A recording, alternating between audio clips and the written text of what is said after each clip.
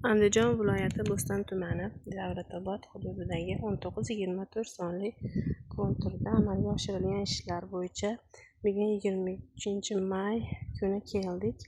Bu yerga tarvuz ekilgan 15 gektarga, uzunligi 600 metr, bo'yi 200 metr.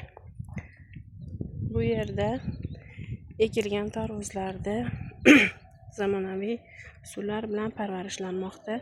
Tarvuzlar unib chiqib, gullab, hozirda hosilga kirgan, mevalari bor. Tarvuzlar chiqyapti. Tarvuzlar 70 kunda tayyor bo'ladi. Yetishtirilish jarayonida sug'orilish, tabiiy va mineral o'g'itlar bilan oziqlantirilmoqda. Ushbu loyihaga 100 ta dehqon xo'jaligi biriktirilgan. Har bir dehqon xo'jaliklar uchun o'rtacha 2 sotixdan yer maydoni to'g'ri kelmoqda.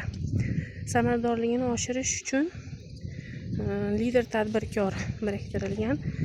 Imkon sari 90 IMChJ tomonidan ishlab chiqarish kooperativi biriktirilgan. Ushbu loyiha bo'yicha har bir gektardan 10 tonnadan jami 100 tonnadan hosil olish rejalashtirilmoqda.